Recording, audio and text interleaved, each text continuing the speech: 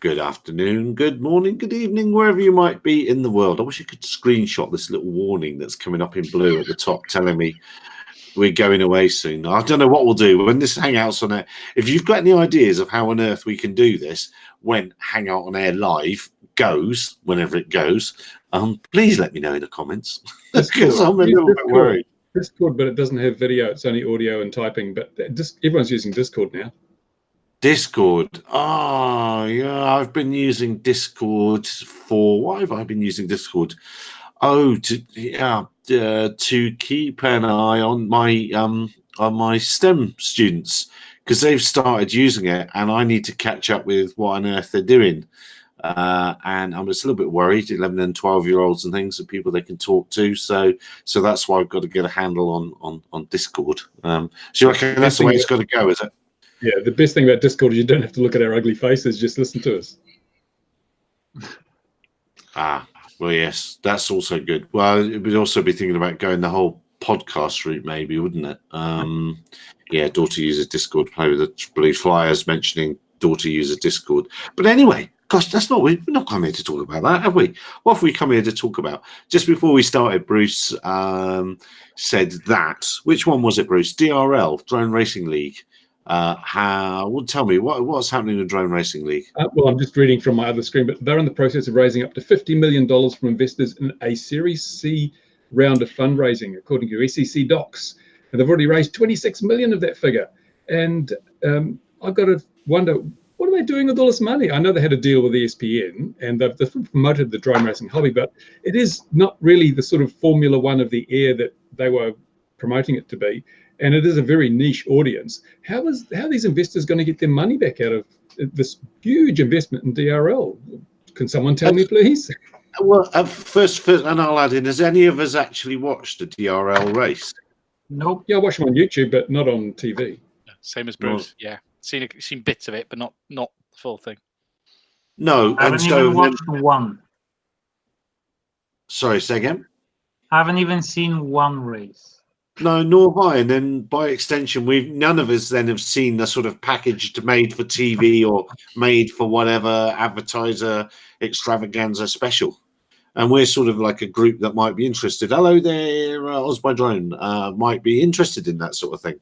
We should be rushing to see it. Okay. Sure.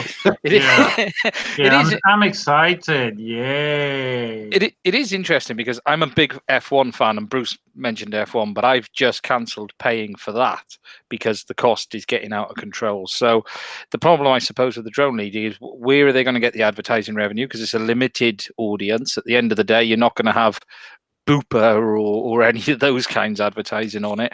You might have Hobby King going across the bottom, but I suppose they're not going to exactly pay a lot of money, are they? So it seems to be a bucket with a big hole in the bottom at the moment. Well, as Bruce says, what are they doing with the money? I mean, if no one's watching it, where on earth are they spending it? Well, Bugatti do have a new model, so. No marketing. There's been a lot of what would you call it, fanfare, and they set up these massive great tracks with all this incredible lighting. They've got some special technology that lets them fly beyond visual line of sight through buildings and things. But I think maybe they sell some mini quads, I don't know, but there's I just really can't see the business model for this, given that we now know the hobby or the sport is not going to be anything near as big as we thought it would be when it started. So for a third round of funding, you think people would have looked at the previous two rounds and said, why is there a third round? And where is the return on this? I suppose the other issue is it's not leading to anywhere either. If you look at something similar, which has been in the news recently, was the RoboMasters thing of DJI. It's designed to push guys into learning and move them forward. The quad racing is pretty much, this is what you've got. There's nowhere else to go with it, is it? It's not teaching kids to build robotics. It's not teaching people any skills to move into a further education. And it almost seems a walled garden. It's got nowhere to go. Well, they're going to make more ridiculous tracks. Yeah. And that's better. And probably zero. We are plainly not the target audience, sorry. And probably zero delay HD feed or something. And today on Grumpy Old Men, we're going to talk about the drone racing league. The thing with drone racing is it's something you do, not something you watch. Yeah. Yeah, we've said that before, haven't we? It is. The Farmer in 2010, was it, when, or 12? Whichever one it was, when I want to say Trappy, not Trappy. Who's the young guy that keeps winning everything? He used to win everything. Oh, yeah. He was flying at it, and they had it. And it was great. The course was great. It was really, really good. It was really cool. But I could watch it for a minute or two. I was like, okay, that's nice, but I can't fly. I can't FPV race to save my life. But it's for when I do have a go, I enjoy it. I enjoy having the goggles on and having a go, even though I'm the slowest old man in the world going around. But yeah, a bit like Robot Wars, says Mac Vision. Yeah, I think Robot Wars is even it's more exciting, really, because at least they tear themselves to bits. Against Robot Wars. No, it wasn't me. It wasn't me. It was Mac Vision 3D. It wasn't me. I wouldn't dare in. I suppose the problem is Mac Vision 3D. Oh no, it's got nowhere to go, is it? Let's just look at the guy who wins it. What happens then? He's won. That's it. There's no. He's a big cup, and you've got a career in drone industry, or it is literally a dead end sport with no way out, and that's the problem. And I just don't see anyone sitting on their sofa on a Sunday with a beer in their hand going, Jesus, look how fast he went round there. You're not going to have Murray Walker style thing on it. And I think it's just a weird concept which I just don't see any revenue or outcome for. I mean, I think I do like the I think we're probably spoiled to some extent for looking at the YouTube videos. I do like watching sort of the racing quads. Some of the stuff you see that's on YouTube with people. There's one recently where he was chasing some cars that were racing around the track close up. That kind of thing's visually interesting. I like the stuff where they've done it on TV as well, where there's kind of urban exploring sites you wouldn't normally see with a drone. Those kind of things are interesting because you're seeing a different view, but just racing around in circles. I mean, to be fair, like Grand Prix itself is fairly dull apart when you've got those drivers that are really competitive and compete against each other. But the drone racing, it doesn't have that appeal to me. It feels far too passive. I guess we're spoiled because once you've flown a drone and you're used to doing it yourself, seeing someone else do it doesn't have the same appeal. It's not like with kids where they watch other people play computer games and get the fun out of it. It's way too passive. I do wonder who's going to stump up that money. Who would you go to give that money? Because who's going to look at that and go, yeah, we'd get involved in that. Well, backers include Sky, CRCM Ventures, and Hearst Ventures. So whoever they are. Yeah, never heard of them too. Yeah, yeah, well, what else should we ruin now? Now that we've just ruined Let's ruin DJI. Let's ruin DJI and their government special drones. Are they black? They should be black if they're government special. Obsidian, isn't it, or whatever the young people call black these days? Obsidian is the new black. You're referring to the manufacturing in America now for yes, and the fact that they're guaranteeing no data will leave the drone. It's all contained in the drone, so you've got full control of your pictures and your logging and everything. It's not going back to DJI or any other server in the cloud or anything unless you authorize it. It shows how worried they are. It's that authorization bill that if you say it aloud on some forums, people say you're talking rubbish. It is making its way through the House or whatever they call it in America, and there is a big chance it won't just be them, but it'll be every bit of Chinese kit will be banned over there, basically. Right through, it's in the first lot of tariffs that they put out ages ago now, isn't it? It seems. They mentioned all various RC bits. It was if you looked in the wording, it was super specific, and that'll really put the cat amongst the pigeons if that goes through. And plainly, DJI are worried. Trump is very clever. I mean, he's basically creating a trade war. He's going to move all the iPhones are coming. Apple's bringing production back to the USA. DJI is setting up production in the USA. So what it means, it's fantastic things for the American economy because it'll be American robots putting these things together, not Chinese ones. Only at 4 or 5 times the cost of what they would have cost anyway. Pay robots. the prices will be the same. There'll be no difference in the cost. But I think people in America think it's going to be jobs for Americans, but no, people don't do this stuff anymore. It's all automated. So that's not entirely true, because you see the video that comes out where it's accidentally recorded on the Phantoms and so on, and it is manual workers. I guess probably not putting the PCBs, but maybe constructing it thereafter. Putting it in the box. Yeah, it will add up to higher costs, because we're seeing that already, where manufacturers are giving you the option for the US. You can pay your premium or to have it in the US, but obviously it's being used for government use cases where they're willing to pay more anyway. So it's kind of not really an issue. Yeah, Philip said that. Get Mexican workers to do it. They come across the border, don't they? They're cheap. Philip said that the difference between the blue cube and the black cube was purely the labor cost. The component cost was a muchness of a muchness between all the countries. It was simply the cost of labor in the manufacture, and that's just on that.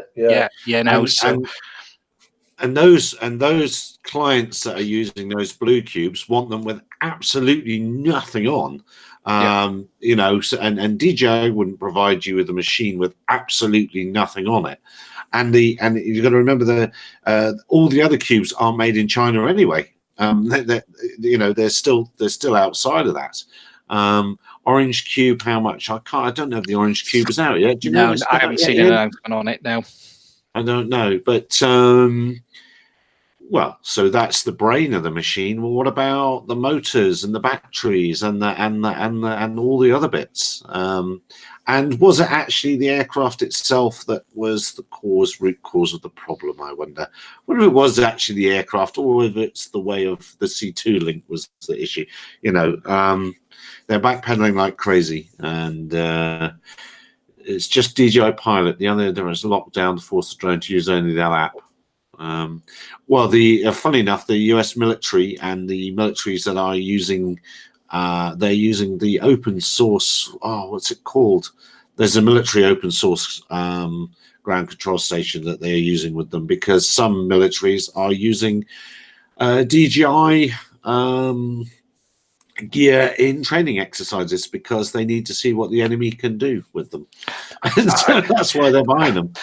The funny thing is, I don't buy the whole argument against Chinese drones, not one manufacturer, not any of it, because at the end of the day, we all can secure our own data very simply if we want to. You put your device in flight mode and you wipe it after flight. Yes, if we're talking about people spying on links, that is at such a high level anyway. You're going to have to be localized. If someone's going to tap into the RF feed, you're going to have to be within the distance of the aircraft to do that anyway. So that's a slightly different situation. But at the end of the day, anyone in a government situation knows how to handle data properly.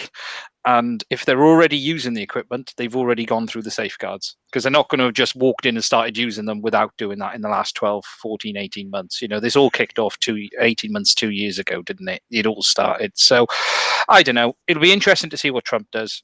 I think the only thing I find distasteful about the whole thing is not DJI, the whole Chinese thing is how you can cripple some of the largest manufacturers in the world in their industry simply through saying it's security, even when the evidence isn't necessarily there. If you look at Huawei,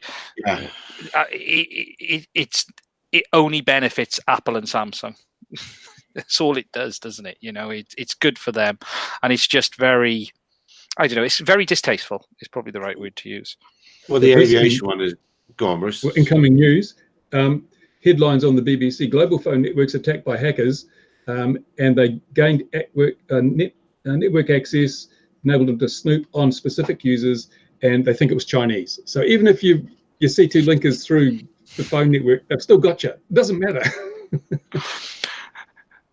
I think everyone's spying on everyone, and I think that's the part we always need to remember, that we wrote the rule book on this stuff. So I don't know how true it is. I remember there was a great story at the end of World War II when no one knew we hacked Enigma, and we handed it out to all our allies and went, it's a fantastic bit of kit. You crack on with that. And the British stood there listening to what everyone else had to say. So, it's, if anyone thinks one nation, is there good and bad spying? That's a very simple term I use. Keep your friends close and your enemies closer, isn't it? Or something like that. The other way around. I don't know. That's Yes. the only You're right. reason I talk to you, Bruce. Absolutely. Yeah. That's why we have the 5 eyes. The 5 eyes set up is because most governments have rules against spying on your own people. So they just recruit one of their 5 eyes partners to spy on their people and hand the information on. Technically, it's legal, and morally and ethically, it's a breach of the spirit of that regulation or that law. Yeah, absolutely. Well then, so right now we've taken DJI apart. So who are we going to take apart now? Now then, I suppose the meat in this sandwich is the commercial flying's about to get a lot easier for the whole of Europe. It's all going to get easier. All the schools are going to close down, and you can be able to fly on top of people's heads, and it's all going to be legal and cushy. But unfortunately, Bruce, and I haven't got the thing in front of me, your 250 gram maximum do what you like Canada, sadly you can't, you're not able to fly more than 120 meters with your sub 250 gram machine. I'm very sorry about that. And your C0 class toy, now that's interesting. You can only kill people that are close to you, Gary. Yes, Gary, yes. Interesting. Did you read that in the CAA document? Or I did. Yes, I am reading that in the CAA. Not in the EU document. Well, you could blow me down with a feather. That's almost like we set that up and we didn't. I didn't know that. No, I'll tell you what's in the EU document that's not really mentioned in the Civil Aviation Authority document is this line: stand by for reading. Since model aircraft are considered as UAS and given the good safety level demonstrated by model aircraft operations in clubs and associations, there should be a seamless transition from the different national systems to the new union regulatory framework so that model aircraft clubs and associations can continue to operate as they do today, as well as taking into account existing best practices in the member states. So it seems to me like the EU didn't want to touch model flying. Just something I pulled out. Have they defined model aircraft in that document? Oh, they probably have. Oh, bugger. The CAA have said there are, I can't remember where the wording was, but what they're basically saying is they're going to give concessions for the BFMA, those type of clubs. They haven't said what they're going to do, but they envisage giving them additional permissions outside of the open permissions that they're proposing for everyone else. But there's nothing to say what that's going to be. Well, privately built geo-awareness, autonomous operation, uninvolved person, making available. I'm reading all sorts of buzzwords here. What I did notice, I think, Welshians, I think you've unpacked this a lot more than I have, but I have noticed mention of control links over approved aeronautical frequencies. That's already going to be a stumbling block for most of what we do, because I don't think 5.8 is approved anywhere, is it, for aeronautical use? 2.4 is for the remote stuff, but I don't think 5.8 is. Yeah. So there's going to be some interesting issues. But anyway, Ian of Wales, take it away. Yeah, I've unpacked this and argued with a lot of people on this in the last 24 or 48 hours. And interestingly, someone who was arguing with me have basically come back around to exactly the same as what I said in the first place. And I've looked at this whole thing inside out, the EU side of it, from purely a commercial operator's point of view a minute, because there's a huge amount in this for the model operator. But what I've tried to look at is, what does this mean for the current PFCO? Where does he stand with these regulations? And I've sort of done a presentation, but it's probably way too big to go through on this, but I'll talk around a couple of points on it. The basics, as I understand this, and I should stress that Ian might understand this a little bit differently to me, and everyone else seems to interpret it in different ways, is that the CAA are going to accept most of this as it's been presented. That's what they're implying in this document, in the sense of they've put out their own version, which is a sort of, this is what they've said we've got to do, and this is the sort of thing that we're going to go with. Now, they haven't cleared up a lot of stuff. There's a lot of stuff in this quite open, but there's a couple of specific points in this that hint that PFCO as we know it is probably over, and we will move to a system of permission based on what you intend to do, not permission based on commercial operation. And that's the crux of what they're looking to do. Now, it might be easier. Shall I share my screen? Let me just. How do you do it, Gary? Where is it? And on the left hand side, there's a little underneath the chat. There's a little green green box with an arrow. Share my screen. Oh, Joe, I clicked the wrong button. Yeah, I clicked the wrong one. Let me have a look. Share. Tell me when it. There we are. So now put the screen up that you want. There we are. Okay. Now every time you talk, it'll come up. I'll shut up now. Okay. So is that showing you that now? Is that up there now? Because I've gone to full screen on my side, so I don't know if that works or not. Yeah. Yeah. That's okay. There. That's there. I've highlighted some of the important things that they're talking about in this, and it's the move, as I said, from commercial operation to operation centric and risk based flying with this. The top one is based on the operation that's being conducted, and the big one is the risk base. And the important words in this are these ones here. That one outcome of this is that there will no longer be a requirement to hold operational authorization purely on the basis that the unmanned aircraft being flown was for commercial purposes. And this is open to interpretation, but it hints to me that they're going to remove commercial operation from the reason for having to have additional permissions. And that's the big takeaway I take from that one. A couple of people have said otherwise, but that's what I take from it. They're going to split it into a number of categories, basically, and they've split it into an open category and a specific category and certified. Now, certified is basically the big stuff as it is today, outside of what anyone would normally doing over a 3-meter wingspan. So the big stuff that you're seeing out of North Wales, out of what's the name of the place up by me? I can't remember what it's called. Aberporth and Aberporth, yes. That's it, Aberporth. So, but the real interesting thing around this is the open category, and it's operations that present low or no risk to third parties. And to qualify for this, they've kept it fairly simple with 3 main tests, which is a takeoff mass of no more than 25 kilos, must always be operated within visual line of sight, and it must be flown no further than 120 meters from the closest point of the surface, which again is pretty much within the rules that we have today. Now, what they've then done is split it into subcategories, where they've gone into A1, A2, and A3, and depending on these subcategories, depends the aircraft that you're going to be allowed to use. So A1, which you hinted at earlier, Gary, which is sub 250 grams, and there is the potential to be able to fly over people with this category. They sort of hint it's toy class, but below 250 as well. So it is sort of split, and I'll talk about that more in a minute. But less than 250 grams, you would have permission to fly over people. A2, which is a really interesting category, which is fly close to people, and it is for aircraft no more than 4 kilos in weight, and for aircraft that do meet certification, you'll be allowed to fly within horizontal distance of 30 meters. However, you would be able to go down to 5 meters when it's got a special low speed mode selected. And this isn't something we've seen before. It's something that they've written into the regulations. Really, you then got A3, which is fly far from people. And the easiest way to look at these 3 categories is as follows. A1 and A2 are basically congested area, and A3 is outside of that.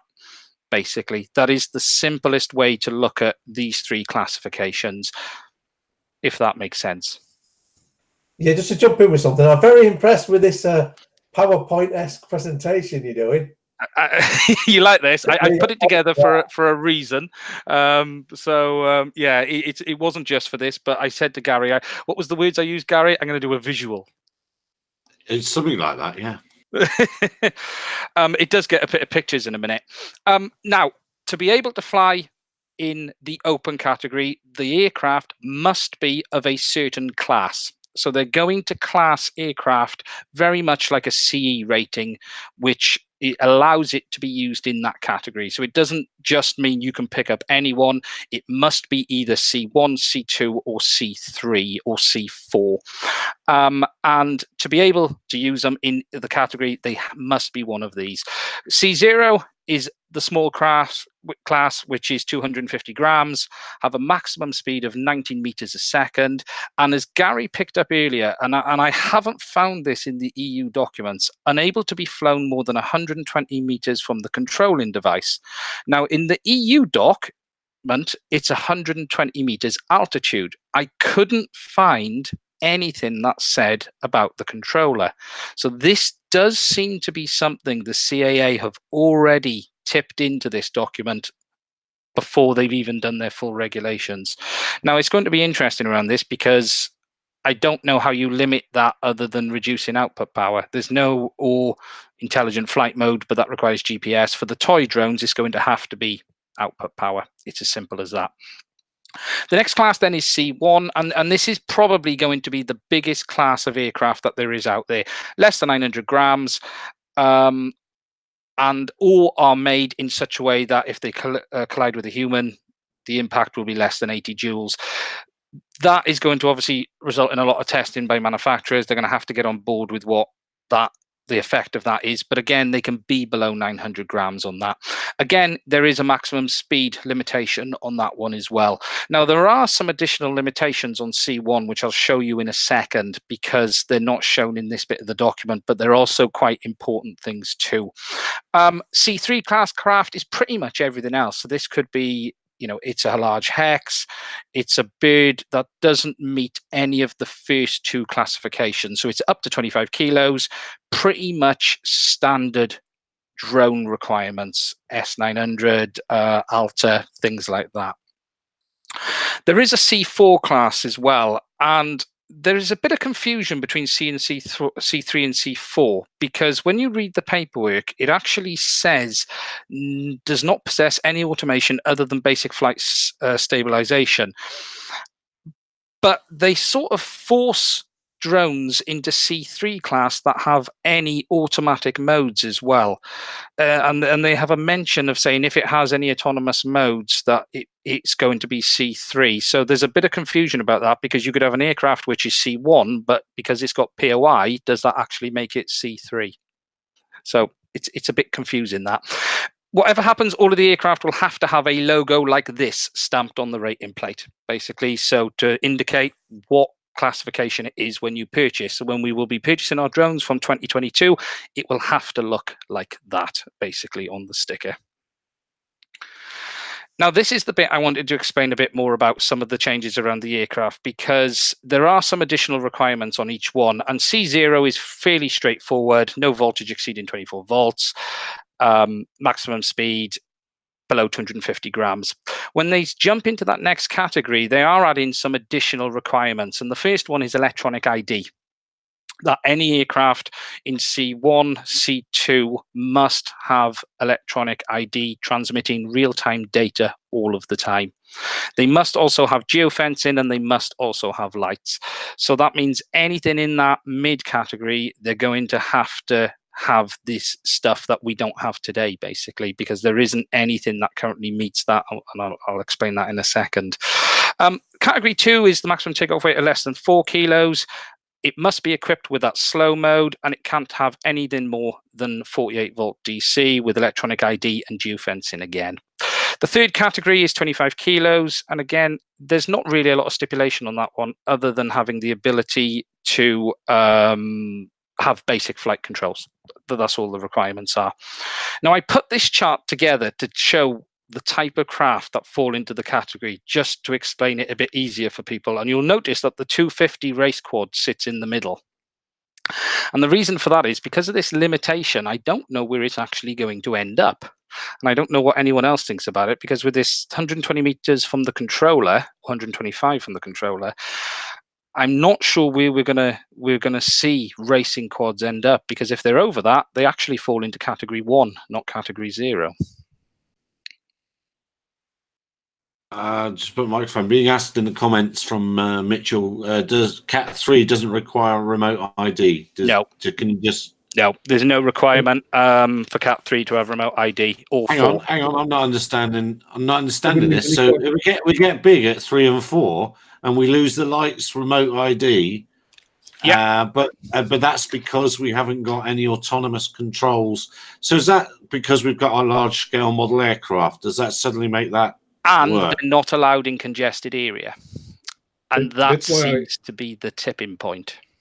And that's why I asked about the definition of model aircraft, because would a mini quad actually fit into category 3? Because it has no return to home, no intelligent function, just basic stabilization.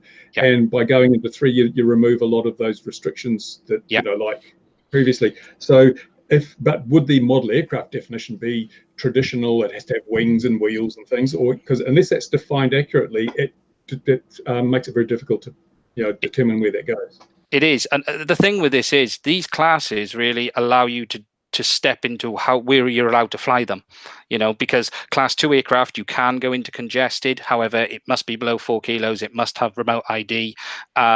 Whereas Class 3 cannot go into congested area under the open classification at all. Now, there is a step forward on that, but I'll talk about that in a minute. Sorry, now I'm thinking about delivery drones. They're all going to be class. What will they be? They'll be up even higher. However, this is the open permission for everyone. Remember, this is nothing special. This is what the CAA are going to give you as standard without you applying for anything else. And that's what open is. Now, there's the specific category where you'd push all of that other stuff into. And I'll explain that actually, because the thing to understand is the open category is what is going to become what you're allowed to do with as little education as possible.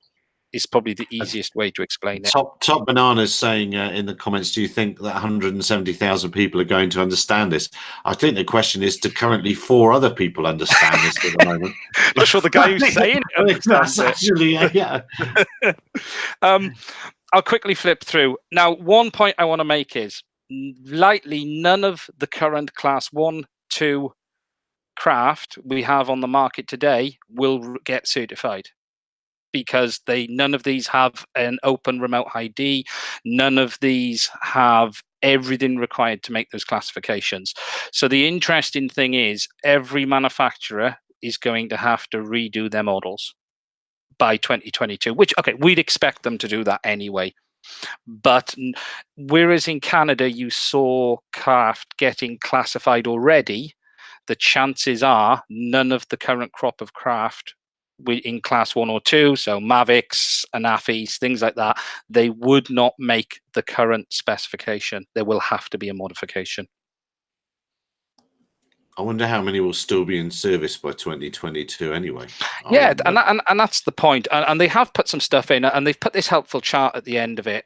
Before I come to the end of this, I'll talk about this very quickly. And they've sort of done this to try and help you work out where you're at. And it's bloody complicated, if I'm honest. The more you look at it, there's bits of it everywhere, and it goes left, right, and center.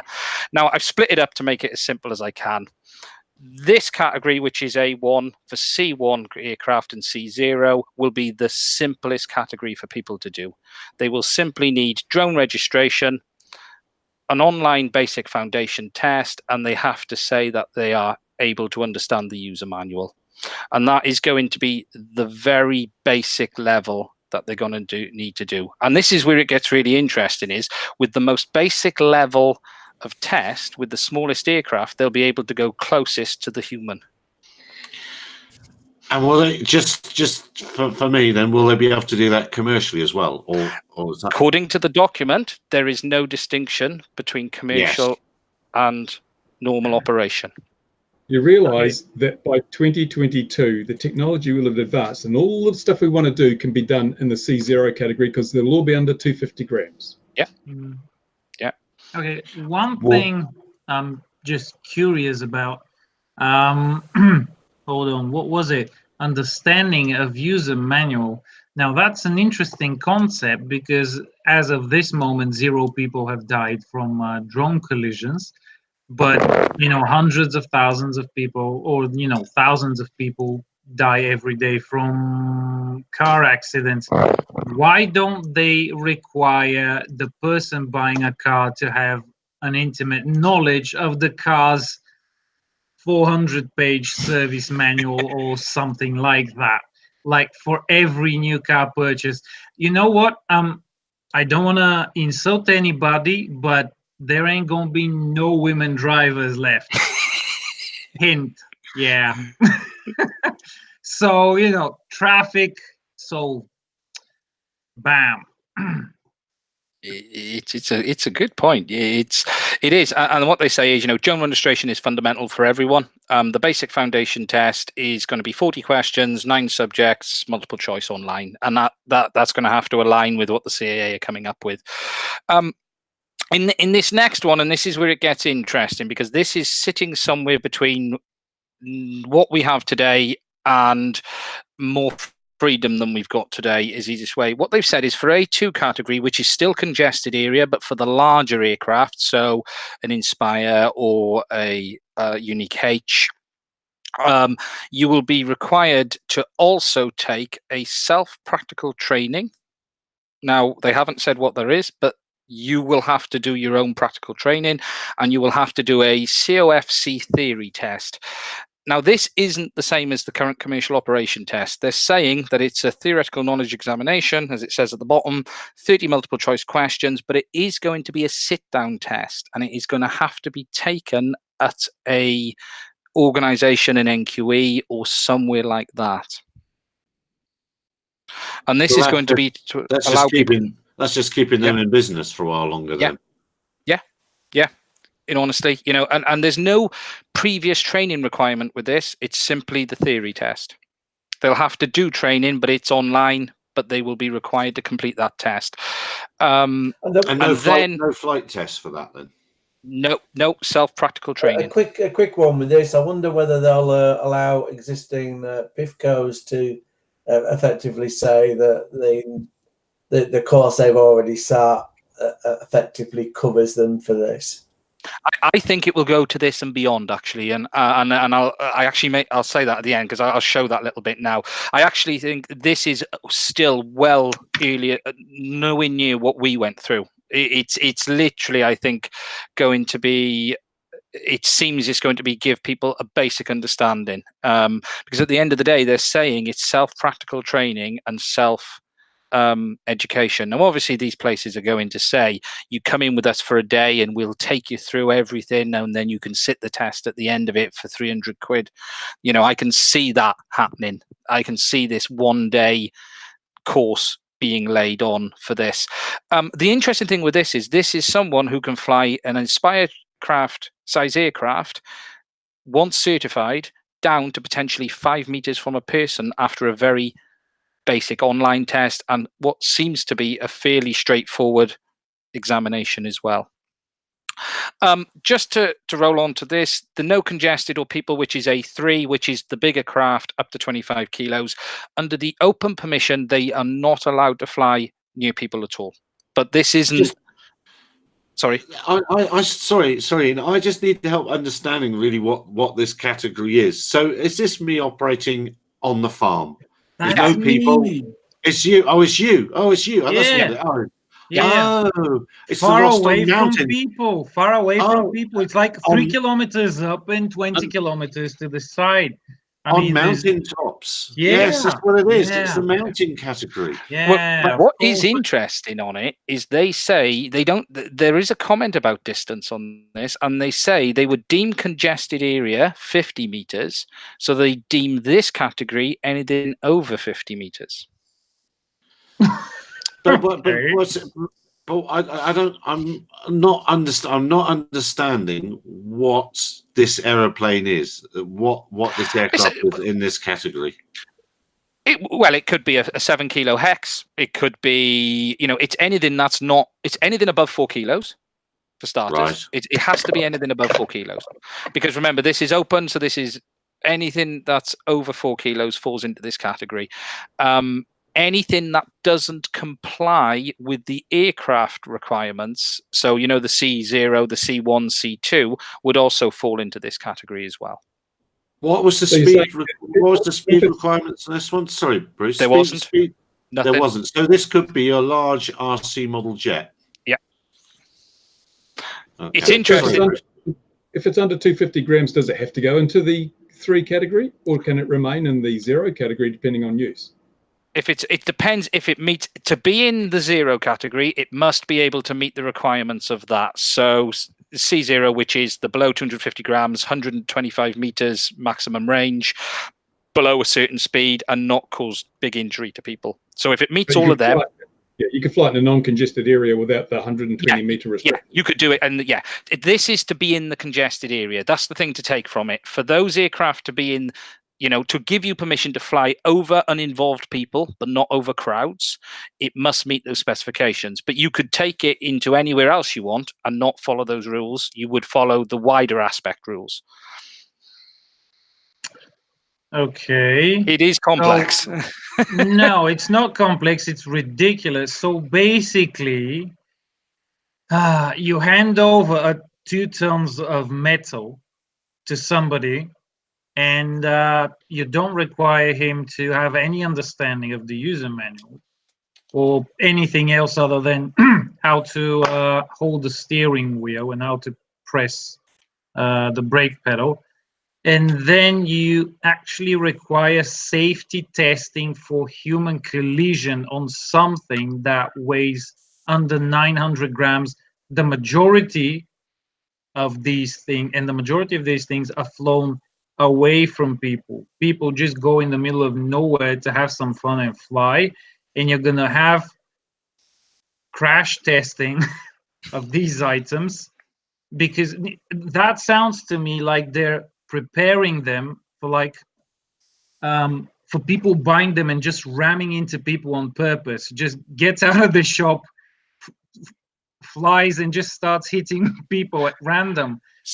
Yeah, they're basing it on risk. What they're saying is it is a larger risk someone buying a 250-gram drone and flying it near a person than someone taking a 24-kilo hex and flying it in the middle of a field in the middle of nowhere. It's not based on risk. It's not based on risk. It's based on consequence. Risk is 2 factors: consequence and probability. They're ignoring the probability, because if we look at the historical evidence, so they cannot legitimately say it is risk-based. It is consequence-based. There's a huge difference between those 2 things. This is a fraud on the people of Europe. Yeah, exactly, because you've got millions of cars flying at tens and hundreds of meters away from people, and that's supposedly fine, but you can't come within 50 meters of somebody with a drone? Seriously? It is interesting, the A3 category, because C3 class craft and C4, and when you read the spec for C3 and 4, it's very straightforward. C3 and C3 is basically the conditions are a less mass than 25 kilos, unmanned aircraft that possesses automatic controls, such as found in typical multirotors, which are less than 25 kilos. Other than, you're still limited to 120 meters, which is the ANO, but that's literally the only requirement they are putting on it. No requirement for drone ID either. Give or take a 0. All they need to do is have these rules. Do not operate your drone in a manner that endangers personal property, and stay away from airports and stay below 120 meters. It covers everything. Why do they need all this paperwork and this rubbish they've got? I mean, simple is better. No one's going to remember all these rules. As we've already seen, we're confused. We're professionals, and we're confused. How are people who go and buy themselves a Maverick or a Phantom going to cope with all this and get all their I's dotted and T's crossed? What's going to happen? What's going to happen is people are just going to buy sub 250 gram craft, and the manufacturers are going to make them. They won't have to register. They can fly over people's heads. It's going to be, all the regulators are going to go, what's happened? We don't have any of these regulated drones anymore. Everyone's flying these little toys. We'll have to drop the limit to 100 grams so that we can charge them for things and make a business out of training and all that sort of stuff. I don't know. Welcome to the world of bureaucracy, and especially in the European Union. I mean, the main issue is how are the police going to understand it? Yeah. That's Simon Dale's joined us in the comments, and he's apparently in bed, so won't join us in the flesh, as it were. And we don't want the flesh from the bed either. Oh, but the thing with the police, we just sidestep a little bit. I understand, and other Ian, I think you know about this. I understand that our new, costing us 4.1 million already, with a 2.8 million a year running cost database, may not actually be connected to the police database, and written requests will need to be made of the police. Is request something like that? What's the story, Ian? Well, that's what's being said. I mean, obviously, none of us are privy to the to that information to know 100%. But yeah, that seems to be what's being said, that it's a minimum viable product and that there will not be any direct connection. So it will be like they have with the mobile networks. Well, I don't know. It might have improved with mobile networks, but I know in the mobile networks, the police used to have to send in a written request to get data, and it's what's being said is for launch. That's what will be happening with this very, very expensive system that we assumed that the ludicrous costs were in part for having to conform with security and getting onto the police national computer and so on. But it sounds like that isn't even the case. Presumably, you would expect that maybe that's planned in the longer term, but who knows?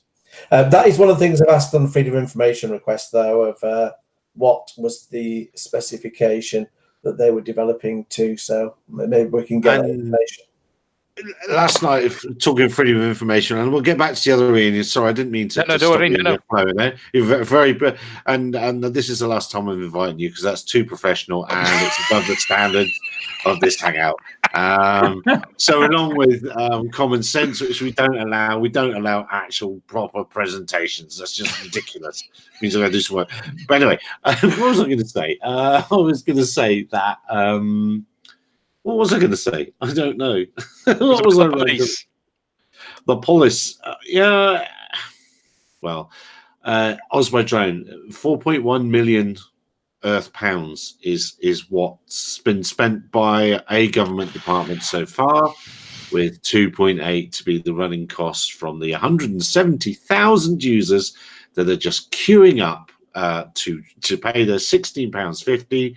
So that they can then attend this, or representatives can then attend Civil Aviation Authority finance meetings with more clout than AOPA, BALPA, and all the others. Anyway, that's why, because that surely is what will happen. If that really happened, that is an unintended consequence, is it? Suddenly we'll have a bigger voice. I don't know. I'm ranting. Osmo, you could build an MVP for a fraction of that. Yeah, it's all one of my favourite comments was on the register where someone said, "I could prototype you a database within a few hours and I put it on a Raspberry Pi, and I would fly it on a drone for you." That's it, flying around to check everyone. As it goes. Yeah, that's right. Well, that's what I was going to talk about. I was going to talk last night. We did.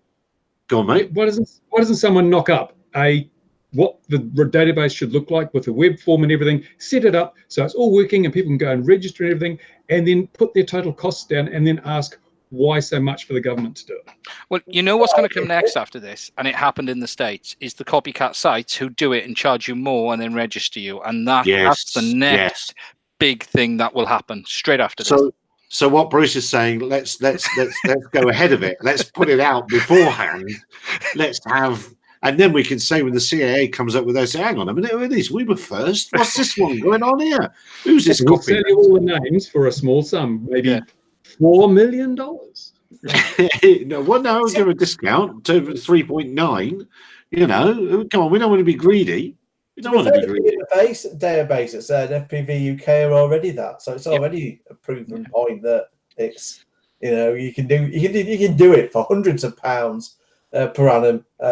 But see, you just get the government bulk on there. But I think everyone's amazed by even how the government bulks ups that price. But hopefully it'll all come out in the wash anyway, and we'll get more information on how that. Well, that's what I meant to.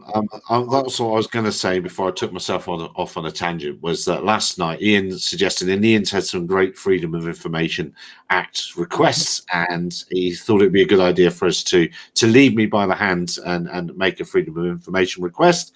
And I did last night, and we had a video on it last night on the channel, the YouTube things I'm supposed to say. I'm supposed to say, click on a link up here or something, aren't I? And all the things I never know. Look below or whatever. And for anybody who does watch that, there is one mistake on there, which it did prove the value of one of the points we were making, that by using the website we were using, which was whatdothayknow.com or something like that, isn't it? That it was open to peer review. So somebody actually double checked the freedom of information and said, oh, wait a minute, there's 2 rows on there. So yeah, I'd said that for 2018, there'd been 1 prosecution by the CPS with the air navigation order. That was wrong, actually. There's 2 rows. It was 2. So it's the same as the 2017 total. So it's still a small number, but it hasn't changed.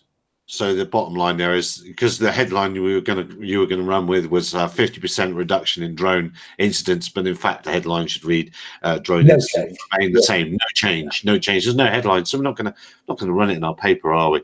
Yeah.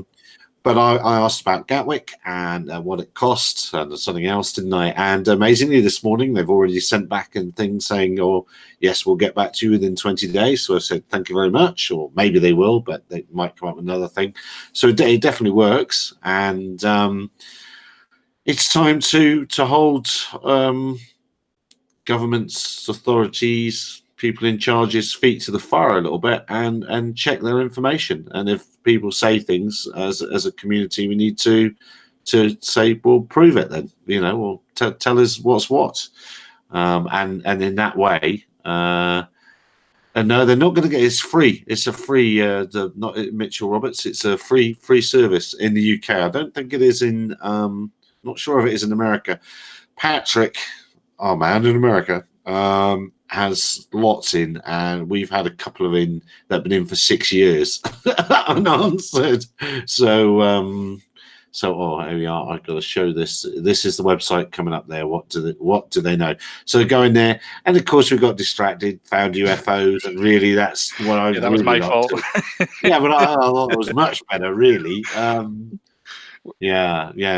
How many people have been abducted by the Northern Lights, and what medical experiments with? That's a fantastic one you found, wasn't it? Exactly that. How many people have been abducted, and what medical experiments were done on them? Which I think we need to know. It's the sort of thing we need to know.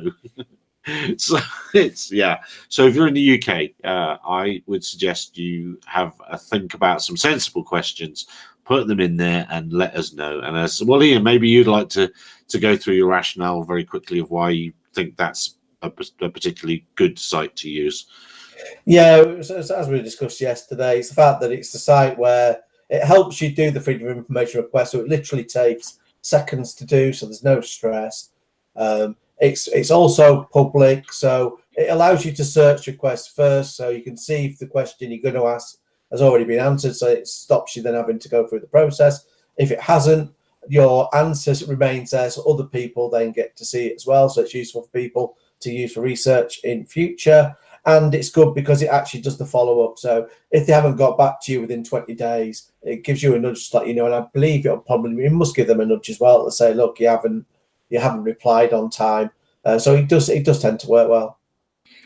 Do you think, straight away, other Ians, we've discovered this perhaps discrepancy about sub 450 grams and 400 feet. Do you think would we be able to say to the CAA, dear CAA, what was your thinking behind not adopting this part of, if that's how it turns out to be? Could you be that specific with it? No reason why not, whether it answers another thing, but nothing stopping you asking. No, you can often ask for the in minutes of meetings related to that topic, because they should be public notice as well. So you probably can't ask them why. Just ask them for the minutes of the meetings of all discussions related to this topic or whatever, and see how they get on. I need to dig through that bit again, because, as I said, that caught my eye, and I didn't catch that until tonight either when I was doing all of this. And I was like, hold on a minute, it's in this document, but it's not in that document. And I was, that's interesting. So I do need to dig into that, but I couldn't find it in the EU document at all, that 120 meter distance. They say height, but then they clearly say height, but they don't say distance. And Gary, if you say it's a matter of power, surely it must be a lot safer to have these little models crashing at 119 meters into the ground or people or objects than to have them fully controlled at 121 meters. Well, there's lots of stuff that's. I think my biggest worry, and it always is the radio stuff that's mentioned in there. They mention the the World Radio Council. They mention aeronautical frequencies and things like that. And we've ranted on here several times that we do not have the protected spectrum that we should have. Yeah, I think that might be an interesting little airworthiness stumbling block. And the drone ID, we have nothing in place for this. This has to be open and accessible by general devices. And we discussed this a little bit yesterday, me and Gary. And, this is just over 2 years away. And there is nothing ready off the shelf that meets that specification as of today. So someone's got to come up with something very quickly on this. And at what cost? Yeah. Because being aviation, it'll have to be certified. I gather the paint they used on our airfield tower was aviation grade paint, like $1,000 a litre or something, because it's an airport tower. You spoilt my. I was going to lead in. If we did a freedom of information request of your local mayoress, could we find out when exactly it was painted? But your tower's been painted. She's as surprised as anybody, she said. Oh, did she now? Oh, was she also surprised? So there's surprise all around then, is there? Check your fingernails for paint, but no, apparently she was. I was going to say, if we had to go and look at the bins around the back of your shed, we wouldn't find any red and white paints. Well, I suppose they could have just thrown them in there, couldn't they? I mean, who knows? It's election year here. She's standing for re-election as mayor, so yeah, you expect this sort of thing to happen. Well, yes. I mean, because obviously nobody would. Simon Dale is. I like this one. WhatDoTheyKnow.com request. That's it. Is exactly what we used, Simon. As you'd know, Simon, because you'd have watched it last night, wouldn't you?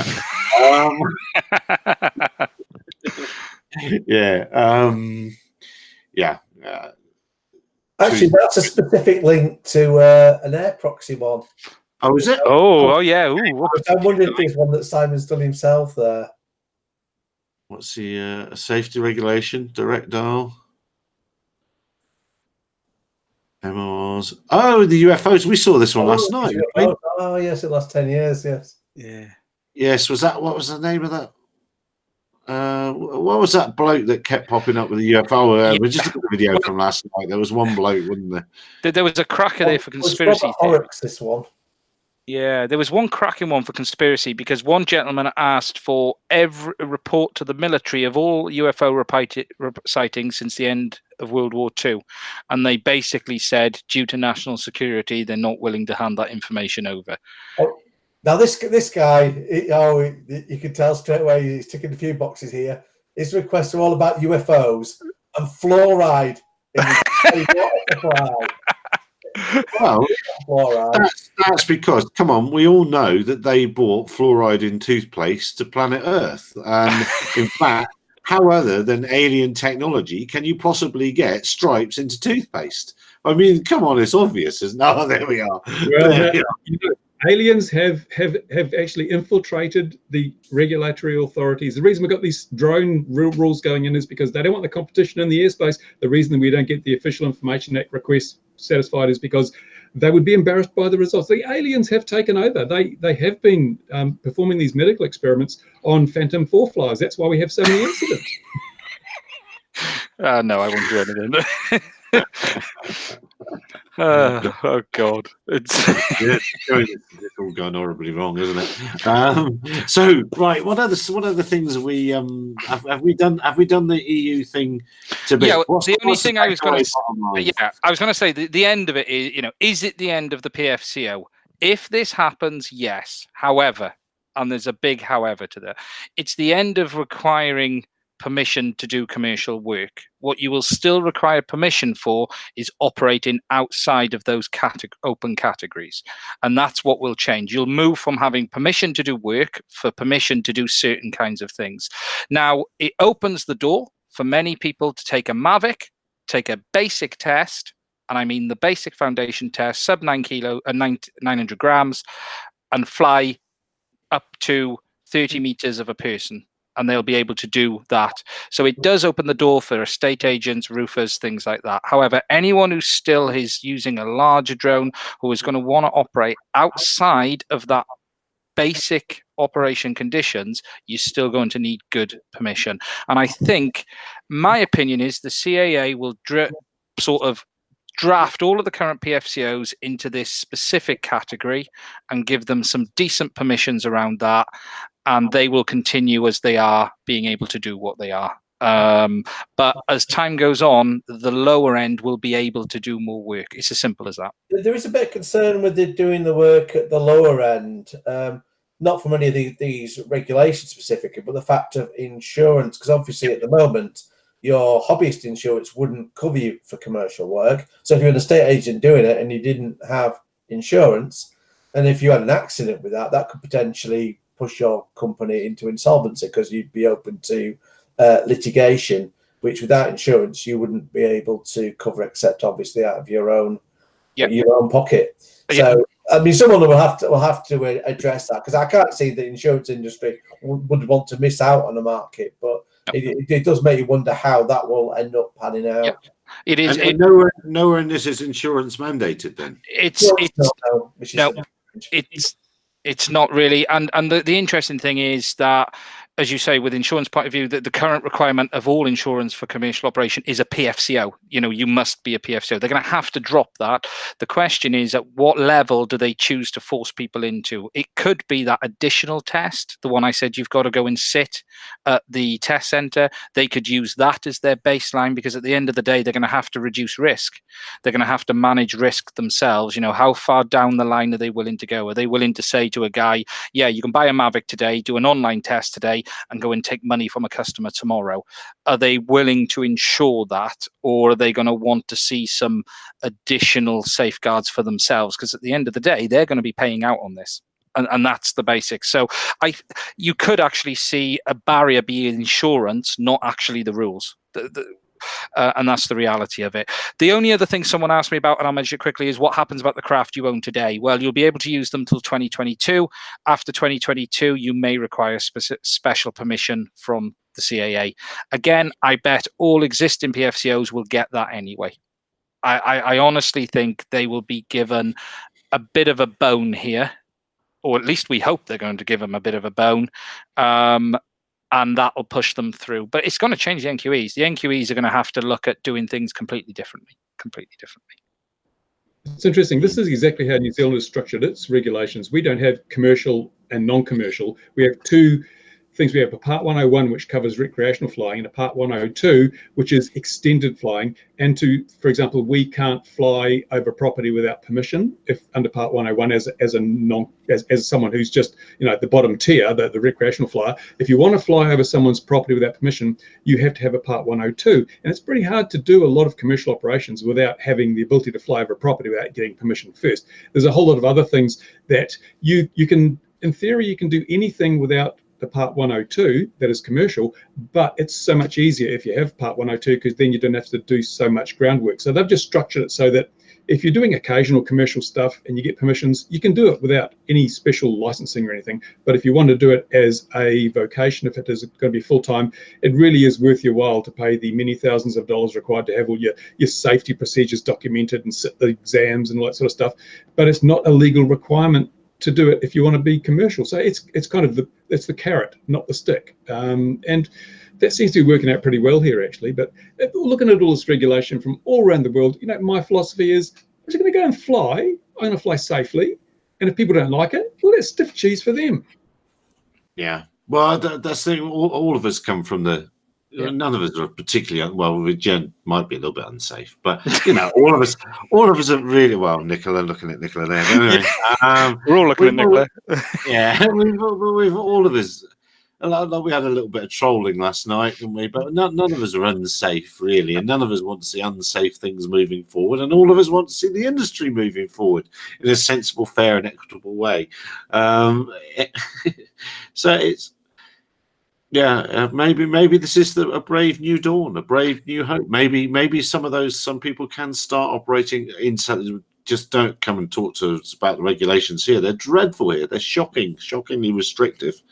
And maybe if you can start off your life with a Mavic or something, can make a business work and keep working in it, you can scale up to a Predator size thing or something eventually. But you'll have made your money on the way.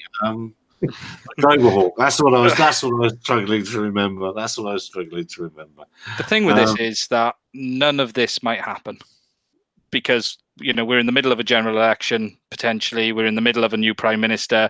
Boris could come in, if it's bonkers Boris, and literally change absolutely everything. And this, again, is an interpretation. And me and Ian, I looked at it one way. I think Ian had some other opinions on other bits of it at all. I'd be interested to know if what I've got wrong from his side. But I don't. But even bonkers Boris couldn't get us out of the EASA stuff, because if he jumped out of EASA, let's say he did that, then that would be chaos for the UK aviation industry as a whole. If they don't adopt this, so the one thing, sorry, Gary, if they don't adopt this, they can't follow the bit of the whole idea of this is everyone can jump between each country without having to completely understand the rules. And that's the fundamental basics of this whole thing, is to align all of EU. And if they don't adopt it, then they won't be aligned. And then you could go from Scotland to Nicola's house, because you're in the EU, Nicola, and yeah, you could. You can learn to drive in America, and you can go and drive in the UK. You can take your license with you. You don't have to get an international driver's license when you're holidaying in a country and you hire a car. So why are drones so different? The smacked of a bit of common sense there, Bruce. Come on. That's well, yeah, no, for sure. Well, it will, but commercially at the moment, I know. Well, Louis not here to answer this, but he had problems. If you go up to Denmark, you had to have a Danish pilot. If you went to wherever, you had to get this and that and the other at the moment. So this is potentially opening it up for everyone in Europe's commercial operations. Because what happens now if you want to go and fly in France from the UK? Yeah, but what about truck drivers? They come from Poland right across Europe. They drive into the UK, bring in all those little immigrants with them. They can drive around in the UK commercially with their truck driver's license. They don't need a special license. It doesn't have to be consistency. They don't even drive on the same side of the road in Europe. Yet they can still drive in the UK with a commercial truck driver's license. So why are we making drone life so complicated? We're just considering the risks. I mean, really, this is trying to do that in trying to stop making it so complicated, albeit in the means of inadvertently making it complicated at the same time. But yeah, at least it is uniform across Europe, which it is a plus, because at the moment you would have the headache if you wanted to operate commercially of getting permission from the local regulator to say yes, you could do it, and I've never had to do that yet. I've seen others having, the question comes up a lot. So I imagine it's a bit of a hassle. So if it takes that away, that's a fair bit of a bonus in itself. I can't wait to argue with the police that when they turn up and knock and say, what are you doing? Well, actually, I'm flying in open category A1 with an aircraft that's classification C1, which has been subject to permission until 2022. But after submission 2022, I'll be actually using it in A3 with special permission from the CAA. You okay with that? Make sure you add on the end of that as well. And it's full moon. They'll just say, hey, you haven't got a knife in your pocket, have you? Yeah. They'll find something else quick, won't they? It's very quick. It is dark in your past. We have gone from you can't fly over 220 meters, you've got to keep it visual line of sight and stay away from congested area, to that sheet of hell. And that sheet of, right, aircraft, this, as you say, the police are going to have no hope in hell of regulating this at all. I guess all that we're concerned about, the police will see it simple from the viewpoint of that their concern will change to, are you on the drone register? And if you're in the drone in the appropriate category, is it emitting a drone ID? And they'll probably just focus on those facts. More likely to be, look, he's got a drone, taser him. Again, that way it removes all benefits of the doubt, But the remote ID, have they specifically said it's got to be electronic? Yeah, yeah, they actually call it electronic ID in the document. But then that could be perhaps just announcing your flight on a smartphone. Does it have to be on the aircraft, or they have some very specific requirements what data it must send as well. I haven't got that document open. Let me just have a look. Actually, it is quite specific what they want it to do. Real time. Let me just find it. So a sticker of a number in a digital font would do. Let's have a look. What did I say for remote ID? And it's real time, because in real time you can see it on the drone. Yeah, oh, absolutely. Like if you zoom in, it's right there. Right. Operation remote identification. Where is it? It's at the bottom of the document, and I read it once. It's a bloody big document as well. Well, you keep finding it. I'm going to ask Nicola about that F-22, but I'm more interested in the $100 trainer and when you're going to put the $100 FPV trainee onto the sticks for the first time. Well, we'll see about that. Hopefully soon, because I'm actually preparing another model, slightly larger. I think it's around 900 millimeters or a meter or something like that, or was it 800? I don't know. It's a beginner plane made out of EPP or something, and I'm going to pair it with that radio link thing. I got some radio link AT10-2 something. I don't know. I'm going to test that out, and I'm going to test it on that beginner plane. Yeah. So we'll see how that works out, because at first there's going to be no stabilization or anything. Although I am thinking of perhaps maybe putting an F3 controller, if only for the stabilization on it. No FPVs, no OSDs, no nothing. Just, a fail-safe option, flip a switch, it rotates the right way up. Sort of like the Horizon Hobby thing, yeah. bail me out thingamajig. Well, just take glue. Just take glue. That's all you got to do. You don't need that. Just come on. If it comes to glue, chances are it's going in the trash can. Oh no, not EPP. Surely you've got to work very hard to destroy EPP. Well, yeah, that's the idea. I mean, that's why I like the model for a series, or at least one video for beginners, sort of, how you put it together, what components it has, because weirdly enough, there are tons of videos of that around the web, and yet people keep on asking me to do one for whatever reason. So at some point, I just have to do it. So yeah, we'll see how. I really want to put it in the hands of a beginner, and we'll see how and when that's going to happen and what the results will be. Well, keep it honest, keep it real, man. Keep it real. And Bruce, we've seen how. In addition to a beginner, and sort of going back to that car user manual thing, it quite possibly might also be a female. So that makes it doubly challenging. I don't think any of us are going to rise. We're all much older than you, and we're not going to rise to this challenge. Sorry? Well, all right. I'm older than a lot of you then. I dare not comment on these things. I dare not comment on the efficacy of certain genders' ability to fly model aircraft. That would be outrageous. And Bruce, I see Ian's obviously got the answer there, but Bruce, you've got the you've painted the tower, or someone has. The tower fairies have been, and then that 99. Should I buy one of those $99 cameras that run Cam 5? Is it really worth it to really get the thumbs up? For $99, I'm impressed. Well, 4K, 2K7, 1440p, 1080p, up to 120 frames a second, only 56 grams.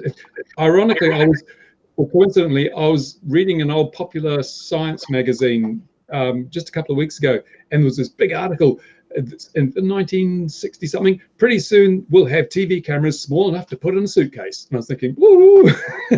And now we've got 26mm square cubes, which do so much. And man, why wouldn't you have one? They're just brilliant. Bruce, is there HDMI output on any of these still or not? No, the live output's only SD. But I mean, it's the beauty of it is it's designed for a very specific niche. It doesn't have image stabilization. It doesn't have anything except the ability to take really good onboard recordings at a low cost, so that when you smack it into a rock or a building or a person who's 119 meters away, you're not going to worry about the loss you're going to incur. Yeah. Yeah, and and you get a really good video of as you hit them, so can you use that as the FPV camera? It's just purely there is a live video out, I think, but I'm not a fan of using HD recording cameras for live video because it's a very complicated piece of kit, and sometimes they may freeze, and the last thing you want is your only video sending device freezing up and you've got no live video link. It's much easier just to put a $34 CCD or CMOS camera that's SD live video. There's no latency and it's a far more reliable solution. Keep it simple. Fair enough. So Ian, have you got that the word? Let me put it up. I'll put it up rather than read it because so we can see it. And this is the wording here. If you can see that. No, you're going to read it. Is that sharing or not? Is it? It was sharing, yes. Ah, yeah, there you go. So the requirements are allows the upload of the UAS operator registration number in accordance with Article 14, which is, I guess, what we're going to get when we register. Has a physical serial number which is compliant with some nonsense we don't care about. Ensures real time during the whole duration of the flight. The direct periodic broadcast from the unmanned aircraft using an open documented transmission protocol, which doesn't exist yet, of the following data in a way that can be directly received by existing mobile devices within broadcasting range. Now, I interpret that one way, and we spoke about that, didn't we, Gary? Yeah. It must have registration number, physical serial number of the device, geospatial position, and height above the service or takeoff point, the route course measured clockwise from true north and the ground speed of the unmanned aircraft. And hang on, say that again. The route measured clock. What was that? The route course measured clockwise from true north and the ground speed of the unmanned aircraft. I measure. A heading's a heading. It's not. Yeah. I don't know what's the measured clockwise bit. Maybe if you're flying a multi-rate, you can go sideways. But it's still a heading. Still a heading. It's a track. To the heading of the course, isn't it? It's a course or a track. Yes. Measured clockwise. Yeah. Anyway. The geospatial position of the remote pilot or the takeoff point. Okay. That's okay. Well, that means that. Oh, that's interesting, isn't it? So that implies that the C2 link is giving real-time information. Because if you're mobile in a car, for instance, or doing a power and pipeline survey, it says pilot's location or takeoff point. So it'll have that established when you launch. So the first thing you do when you take off is you walk 300 meters down the road so the cops can't find you. Yeah, exactly. It's interestingly, it's not a million miles off DJI's Drone ID with the amount of data and the kind of thing that's in there, but open protocol, no one has. There's no standard. Can anyone actually see them producing a standard for this before this has to come in 2 and a bit years? I think Richard has. Altitude Angel has already. Yeah.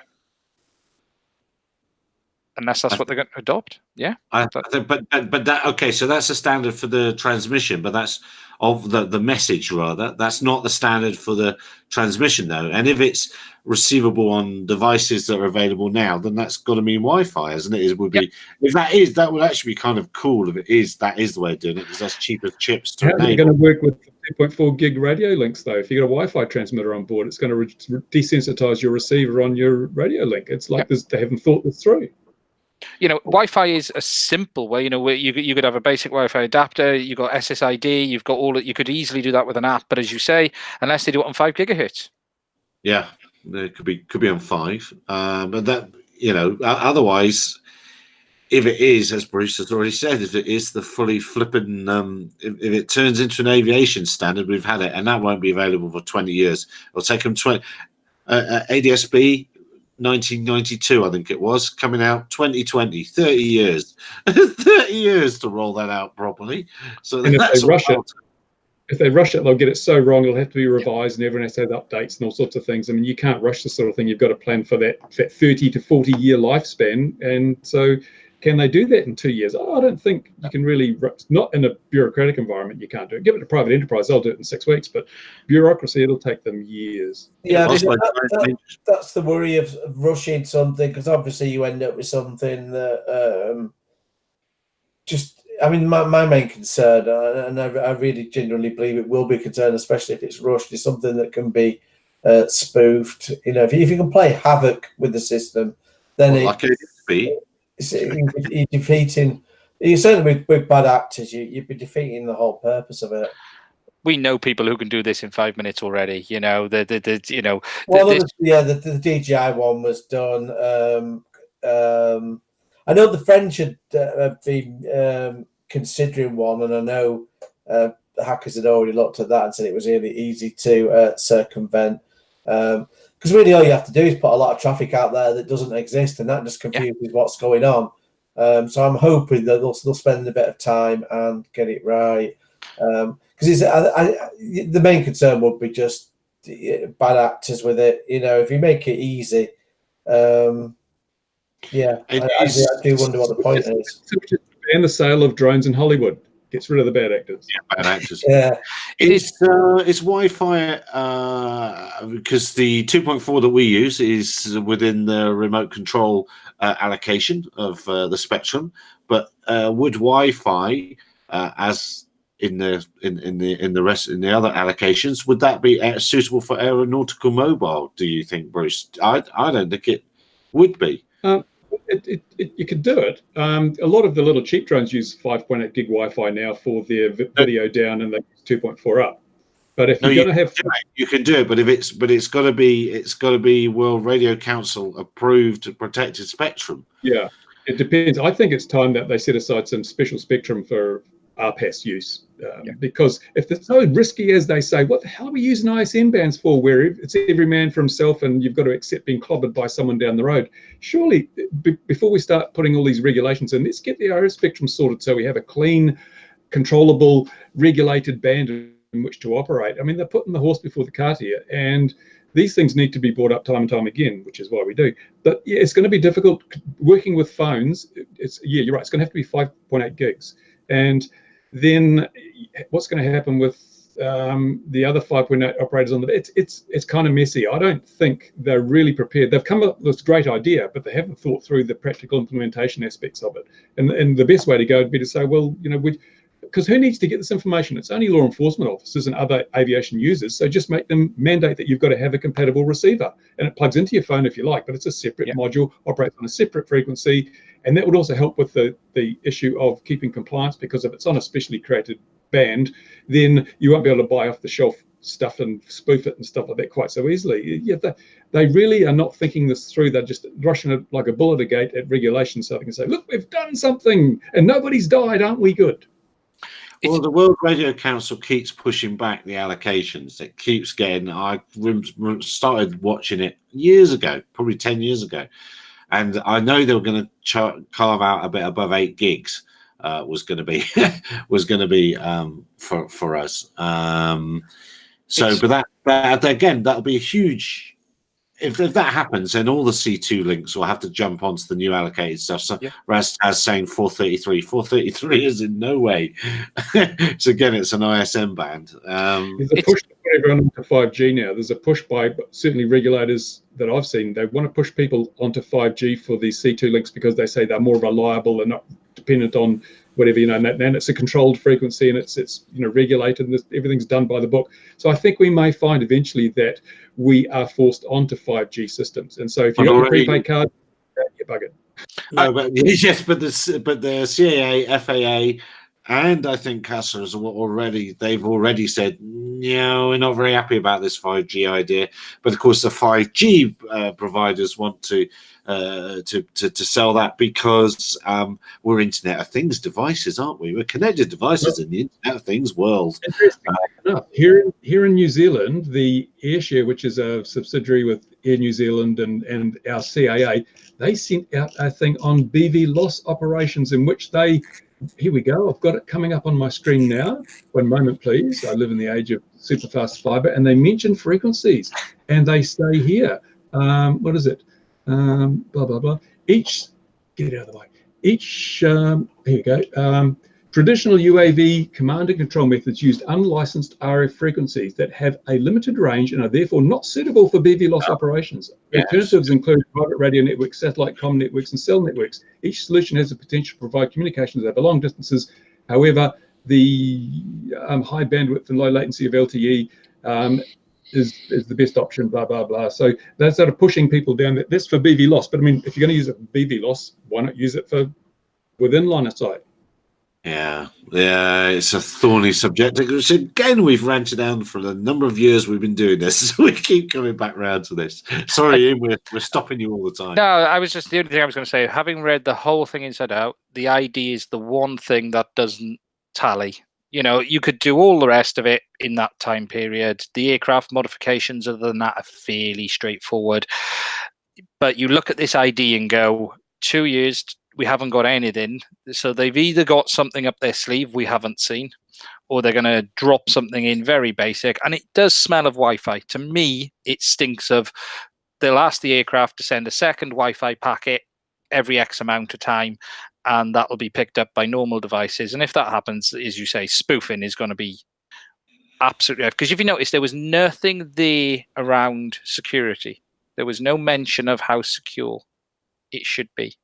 So, yeah. See, my main worry with remote ID, if it isn't secure, it's that factor of an innocent party being blamed for something they haven't done.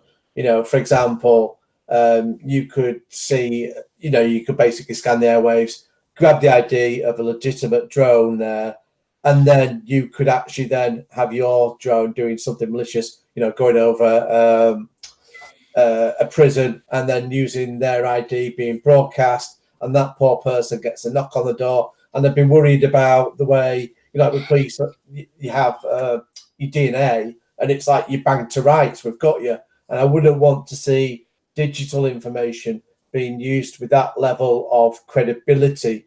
You know, I would like to see still that you would use the remote ID to locate the pilot, arrest them in the act. If you get the pilot in the act, fair play, but I'd just be scared of the fact if they'd never actually seeing the pilot there, just seeing an ID in the sky, knocking on the door and saying, you banged to rights, and you'd be saying, no, honestly, it wasn't me. And, you know, would you be believed?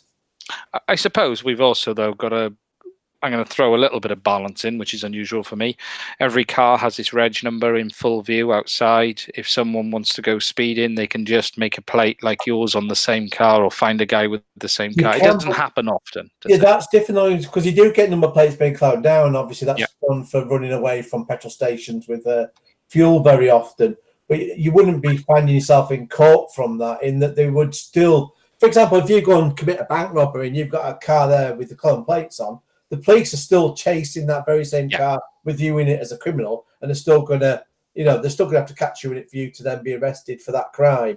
And that's just that's the disconnect when people, because that's the one that you're always gone for, is where you can clone number plates, but it's very different because if you're physically committing a crime in that car, you can get caught in that car, and that's not the case with the drone. Rest, as I said, there's no rules preventing a pilot putting a Faraday cage over the ID device, I hope. Or similarly, you might snip the antenna a little bit and balk the range of the thing completely. It only says it has to transmit. Yeah. What are all these crimes that apparently be committed with drones that require this? No, what I thought was more interesting was all the vehicle-related crimes that Ian knew all about. That's what I found more interesting. You seem to know exactly what you do with your cloned number plate and all that sort of thing. James Bond 3-position number plate, yeah. We'll just turn it around on the thing, yeah. Absolutely. I live Yeah. in Bradford. We're a city that's famed for our crime and Nottingham. Yeah, so are we. Swansea is as well. Yeah. Oh, we can beat you all day long here, all day long. Just Oh yeah, come. I know you can. Just come. Yeah. You want crime? We'll give you crime.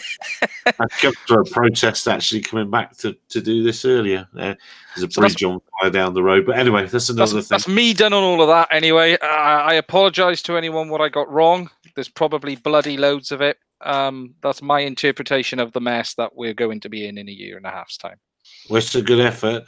What's it? It runs in on July 2022. Yeah, but it starts next year.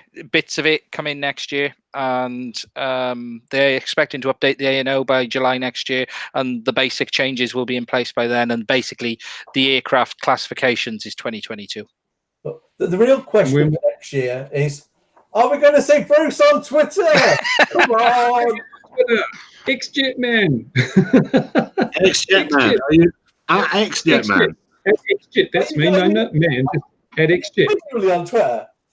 Yeah, I should go on Twitter now and do something, shouldn't I thought you were winding us up last week. Is he on there? Let's prove it. Hang on. We're all going to Twitter now. Let's find his more followers. How do I log in here? No one follows me, so here we go. Do I type in where it says what's happening? Yeah, Twitter's not the best, is it? Should I put a hashtag on there?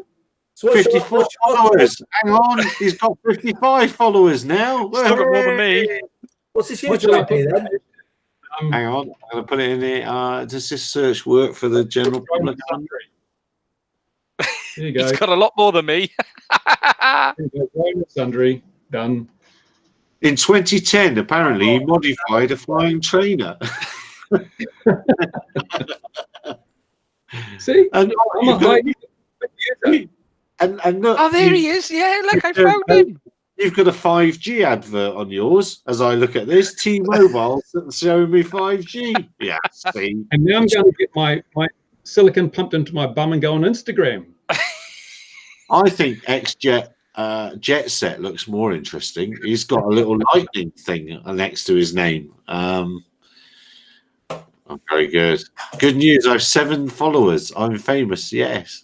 And you only follow. Who are you following then? Let's see who's following. Oh, Robert Llewellyn. Oh, he's a nice chap to follow. Fair play. I did Scrap Heap Challenge with Robert. That was a good program. I like that. Did you? When did you do Scrap Heap Challenge? I did Pulse Jet Dragster and ran it on the Centerpod Dragster. I think we need to find that episode now. Yeah, I'm gonna go and have a look. If anyone's tuning in for the first time, we generally do nonsense on this. This is after you. What's it? What did you call Scrap Heap Challenge? Challenge Pulse Jet. Let's have a look.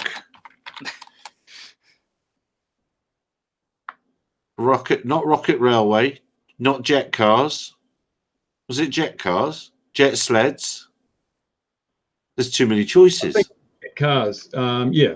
The one, episode 6 or series 6, episode 7, was it? Jet cars. Hang on, let's have a look. Only 12,000 Bombay cars. Let's see if you look like you're here at all.